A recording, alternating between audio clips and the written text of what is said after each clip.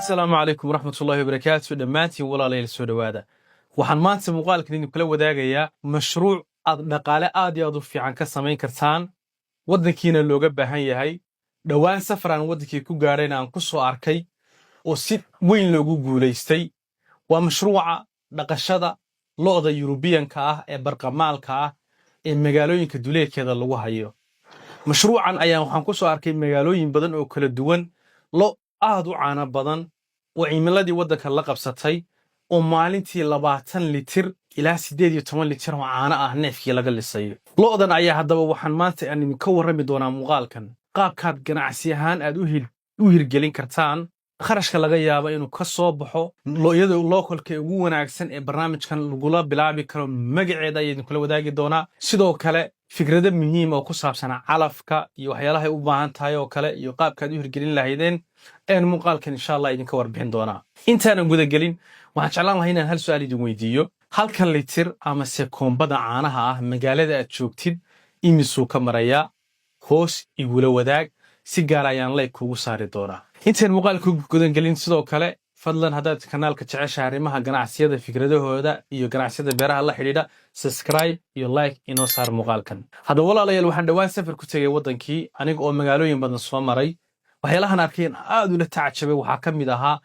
beero badan oo lagu dhaqayo lo guud ahaan aan siri waxa laga keenay dalka dibadiisa qaarkood wadamada dariska laga soo iibsaday oo kharash badan dad ay geliyeen oo beero lagu dhaqo lo'dan ayaa ahayd lo'da Yurubiyanka ah oo in badan hadda wadanka gudaheeda lagu dhaqayay lo'dan markan xerada ugu tagay waxay iga warbixiyeen shaqaalihii ama dadkii marka gacanta ku hayay in maalintii laga liso 20 litir oo caana ah 18 litir oo caana ah qaarkood ay inta ka sii badan karaan sidaad ka arki kartaan barnaamijyo laga sameeyay hadda magaalada Muqdisho oo kale oo oday sahal oo kale uu ka sameeyay ama se yani Cabdisalaan Heerri oo ka sameeyay duleedka Hargeysa Arabsiyo oo kale wallo in badan hadda guud ahaan Soomaalida ku soo badanaysa in la dhaqdo lo'dan marka walaalayaal waxay kaga duwan yihiin lo'deenii localka ahayd way ka caana badan yihiin sidoo kale wayna ka heli badan yihiin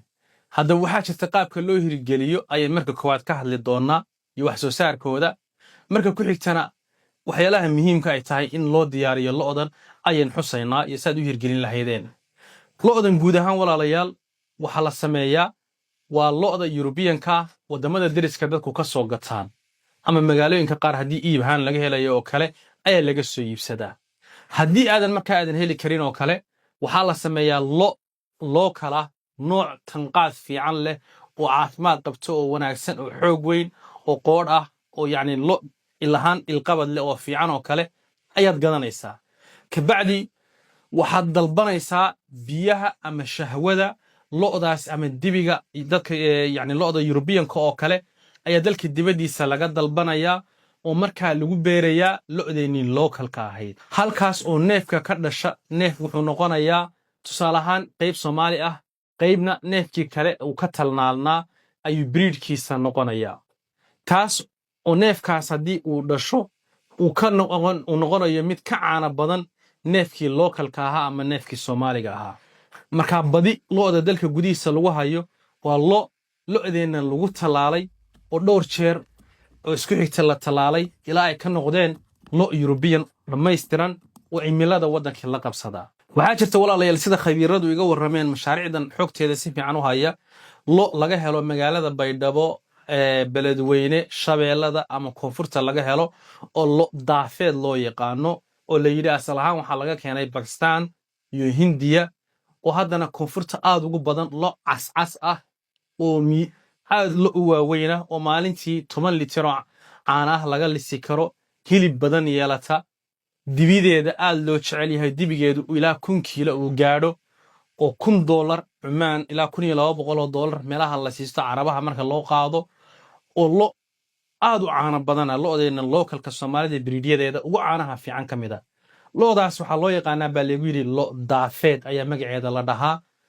afka qalaadna waxa loo yaqaanaa sahiwal baa la dhahaa sahiwal cow haddaad Google ku qortaan oo kale way ku soo baxaysaa sahiwal cow baa la dhahaa geesa male واللو آد ميزان في عن حنور له لو ده سيا وحلا جهلا مجال مقدشوا كلا حتى آد بيقول بدن تهي باليري ولو هند دتك عين آد وقف عيديسن لو ده أيضا واحد كنت لا ليس لو ده يوروبيان كا بيهدا أما شهوات يدو كلا أي artificial insemination لو سمينا يا مر لبا صدح أي لوجع علينا يا نفف كيدالين إلى ونف كي كنا غضو نفف كاس يعني هولستاين كو كلا أما جيرسي كو كلا أما فريشن نوعيدا دلك دبدي سلوجو دغدو كلا وكنا غضو نفف كاس مركا وحلقه هليا عانو 20 لتر 18 لتر دوري 20 لتر oo caana ah ayuu maalintii soo saaraya xerada lo'daas xerooyinka lagu dhaqdo mid ka mid ah booqday waxay sheegeen koombada caanaha inay siiyaan maalintii $1 iyo badh oo neefka 20 litir ee caanaha laga lisayay maalintii $30 oo kharash ayuu soo saaraya guud ahaan bishii $900 ayuu soo saaraya hadday ugu yar tahay $800 buu soo saaraya 5 neef haddaad haysatid $800 $4,000 ayuu bishii kharash ahaan soo saaraya lo'daas marka walaalayaal European-ka ah ee wadanka lagu dhaqanayo caanaheeda dadku hadda aad bay u iibsanayaan dadku waxay hadda caana boorihii caanihii daasadaha ku jiray iyo waxyaalihii dibadda laga keenay aad baa dadku uma xiiseeyaan lama jecla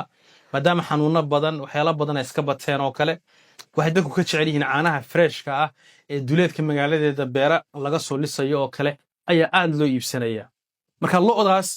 waxaan kula talin lahaa qofkii hirgelin kara oo 4 xabo 5 xabo aad tusaalaan waxa la sheegay beer 4 xabo lagu hayo oo kale oo maalintii cala neef 20 litir laga liso waa 80 litir marka $120 $130 oo kale ay beertaasi maalintii kharash ay soo saaraysaa maxay marka walaalayaal lo'du u baahan tahay mashruucan aad rabtiin inaad bilowdid lo'du waxay u baahan tahay cunto caws bay u baahan tahay caws badan bay u baahan tahay waxay u baahan tahay galley iyo buushe waxay u baahan tahay biyo nadiifa waxay u baahan tahay meel hadh leh oo qabow oo cimilada ma artay kulul oo kale ma anfacayso gaar ahaan lo'da aan localka ahayn oo kale markaas lo'daas waxaad u diyaarinaysaa dad badan waxay oran doonaan sakariyow lo'du waxay u baahan tahay calaf